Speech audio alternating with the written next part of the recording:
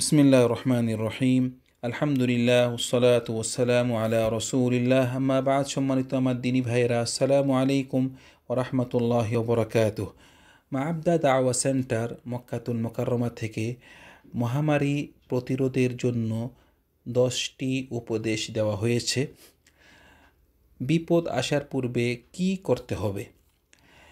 তো এই 10টি উপদেশ, প্রথম হলো যে আমরা সকাল বিকালে একটি দোয়া 3বার পড়ব। এই দোয়াটি হলো যে বিসমিল্লাহিল্লাযী লা ইয়াদুররু মা ইসমিহি শাইউন ফিল আরদি ওয়ালা ফিস সামাই ওয়া হুয়াস সামিউল আলিম।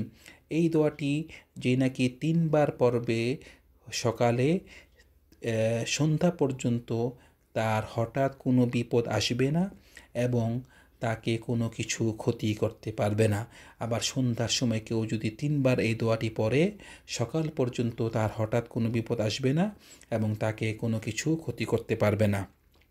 এবং আমরা বেশি বেশি করে দোয়া ইউনুস পড়ব। দোয়া ইউনুস যাকে বলা হয় সেটি হলো যে লা ইলাহা ইল্লা আনতা সুবহানাকা ইন্নী কুনতু মিনাজ জালিমিন। এই দোয়াটি বেশি বেশি করে পড়ব এবং আমরা আল্লাহ সুবহানাহু ওয়া তাআলার কাছে আশ্রয় চাব কঠিন বিপদ এবং ধ্বংসের মুখামুখি, মন্দ পরিণতি এবং শত্রুর আনন্দ থেকে আল্লাহ সুবহানাহু ওয়া তাআলার কাছে আশ্রয় চাব। এবং সব সময় আমরা যখন নাকি ঘর থেকে বাহির হব, ঘর থেকে বাহির হওয়ার দোয়া পড়ব, যে দোয়াটি হলো যে বিসমিল্লাহি তাওয়াক্কালতু আলাল্লাহ লা হাওলা ওয়ালা কুওয়াতা ইল্লা বিল্লাহ। হাদিসে আসে যে নাকি এই দোয়াটি ঘর থেকে বাইর হওয়ার সময় পরে তাকে বলা হয় তোমাকে হেদায়েত দেওয়া হয়েছে, তোমাকে নিরাপত্তা দেওয়া হয়েছে এবং তোমার জন্য আল্লাহ সুবহানাহু ওয়া তাআলাই যথেষ্ট এবং তার থেকে শয়তান দূরে থাকে। 5 নম্বর উপদেশ হলো যে আমাদের যে প্লেট থাকে, জগ থাকে, প্লেট জগ আমরা ঢেকে রাখব। এবং 6 নম্বর উপদেশ হলো ভালো কাজ করা এবং অন্যের কল্যাণ কামনা করা। 7 নম্বর উপদেশ হলো যেসব এলাকায় মহামারী আছে সেখানে না যাওয়া, অথবা যেখানে আপনি বাস করেন সেখানে যদি কোনো মহামারী রোগ দেখা দেয় সেখান থেকে আপনি বের না হওয়া।